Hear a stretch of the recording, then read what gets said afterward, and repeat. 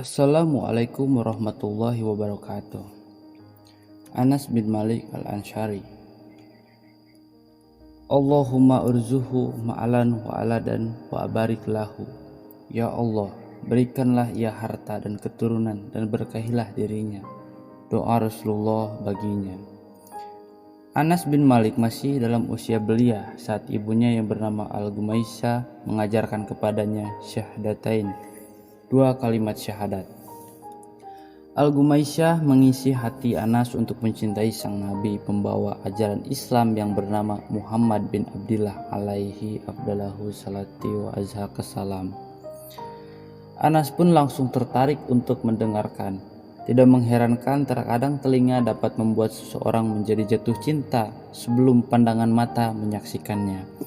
Betapa anak yang masih dalam usia belia ini berharap untuk pergi menjumpai nabinya yang berada di Mekah, atau Rasulullah Shallallahu Alaihi Wasallam berkenan untuk mengunjungi mereka di Yasrib, agar ia puas melihatnya dan bergembira karena telah berjumpa dengannya. Tidak lama berselang hingga di kota Yasrib yang beruntung ini tersebar kabar bahwa Nabi Muhammad Shallallahu Alaihi Wasallam dan sahabatnya yang bernama Asy-Syiddiq atau Abu Bakar sedang dalam perjalanan menuju Yasrib.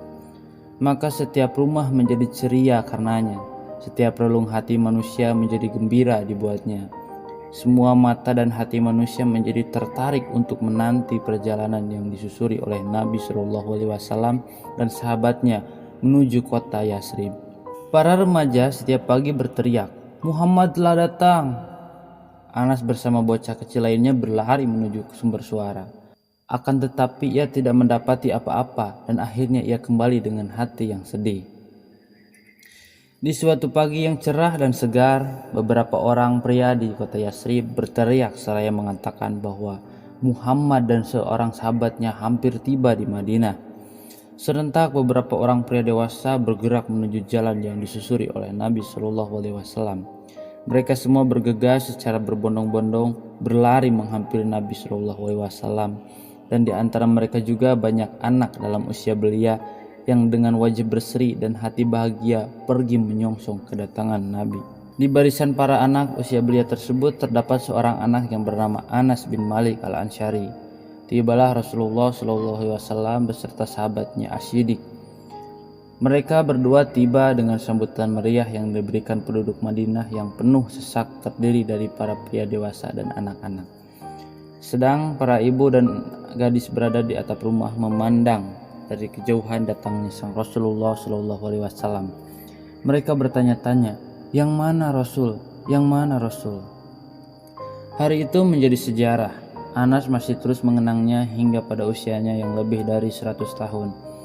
Baru saja Rasulullah Shallallahu Alaihi Wasallam hendak tinggal dan menetap di Madinah, datanglah Al-Gumaisah binti Milhan, ibunya Anas, menghadap beliau. Al-Gumaisah membawa anaknya yang masih kecil yang diajak untuk menghadap Rasulullah. Saat itu Anas merambut poni dengan uraian rambut kecil yang bergerak ke kanan dan ke kiri di atas keningnya. Lalu Al-Gumaisah memberi salam kepada Nabi Shallallahu Alaihi Wasallam seraya berkata, "Ya Rasulullah, tidak ada seorang pria dan wanita pun dari suku Ansor yang menghadapmu kecuali mereka memberikan hadiah kepadamu. Aku tidak memiliki apa-apa untuk dijadikan hadiah selain anak ini saja. Ambillah ia dan jadikanlah ia pembantu sesuka hatimu." Nabi Shallallahu Alaihi Wasallam bergembira mendengarnya dan beliau pun menerima Anas dengan wajah yang sumringah. Beliau membelai kepala Anas dengan tangan beliau yang mulia. Beliau juga membelai rambut poni Anas dengan jari beliau yang lembut. Akhirnya Rasulullah Shallallahu Alaihi Wasallam menerima Anas menjadi anggota keluarganya. Anas atau Unais sebagaimana penduduk Madinah memanggilnya dengan panggilan manja, saat ia berusia 10 tahun, saat ia mulai bahagia dapat membantu Nabi Shallallahu Alaihi Wasallam. Ia terus tinggal dalam asuhan Nabi Shallallahu Alaihi Wasallam hingga beliau dipanggil Allah Subhanahu Wa Taala.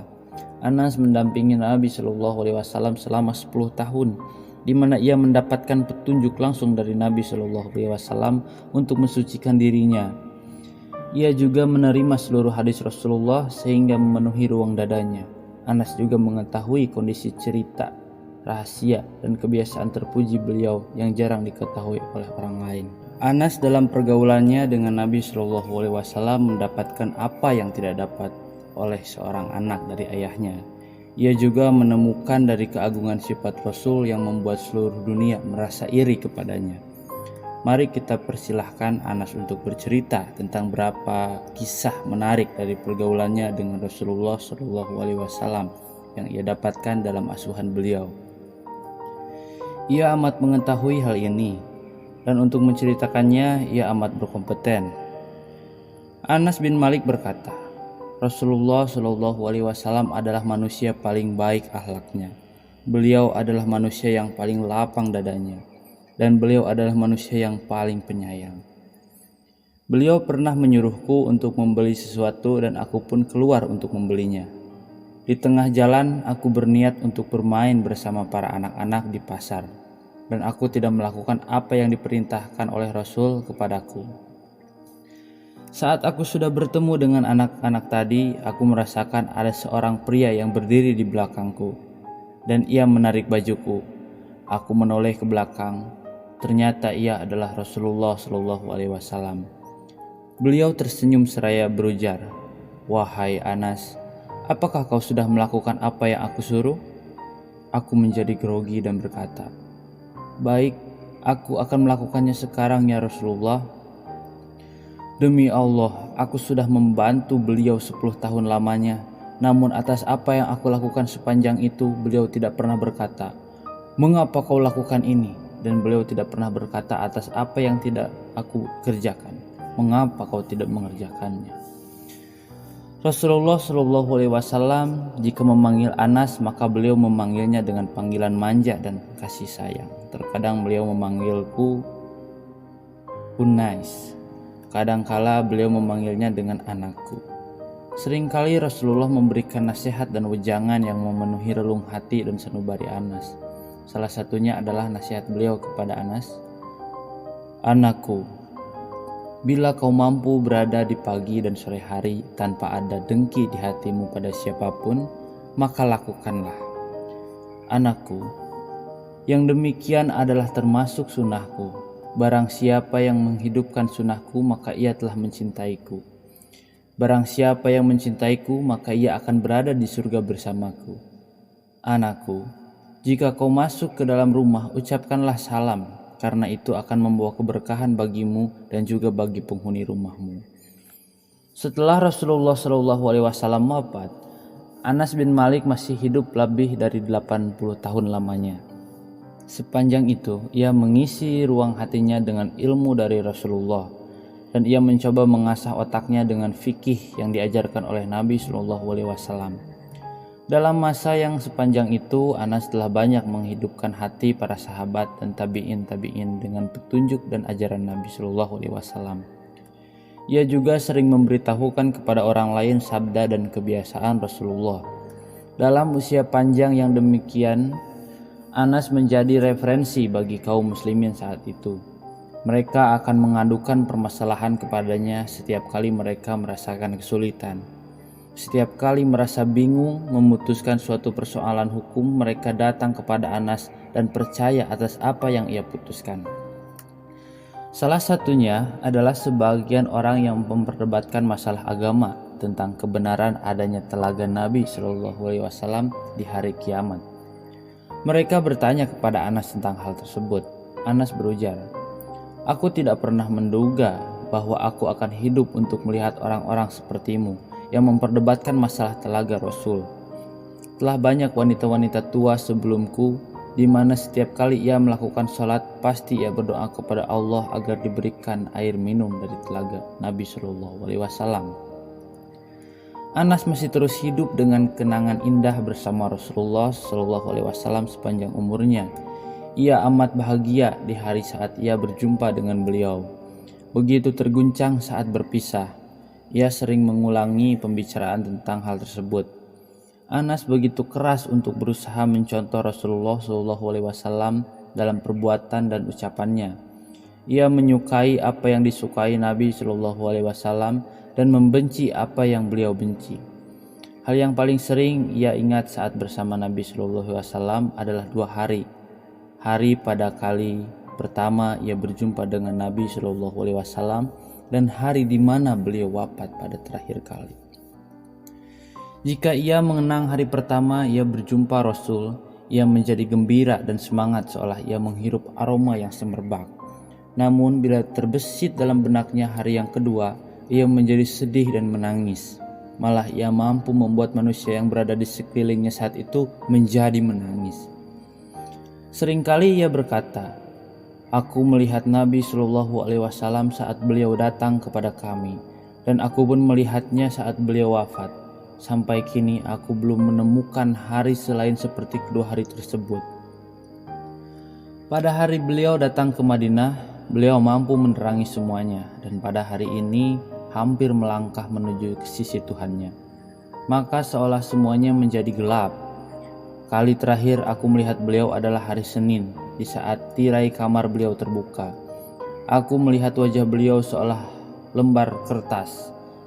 Saat itu semua orang berdiri di belakangku.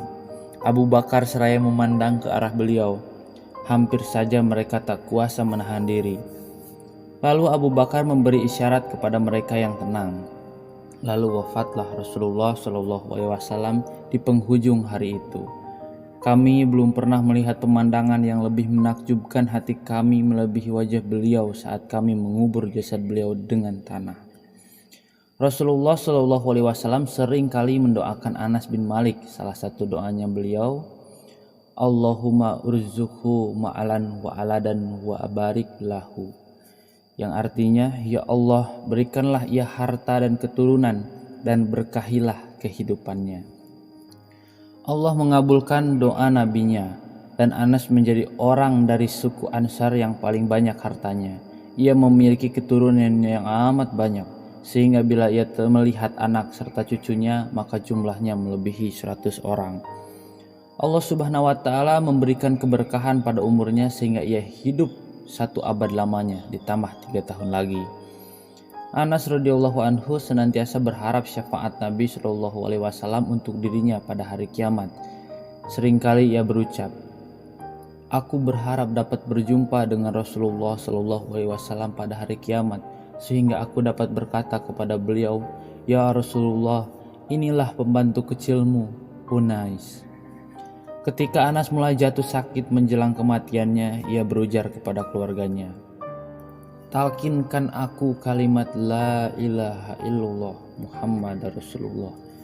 Ia terus mengucap kalimat tadi hingga ia mati. Ia berwasiat kepada keluarganya tentang sebuah tongkat kecil milik Rasulullah agar tongkat tersebut dikuburkan bersamanya.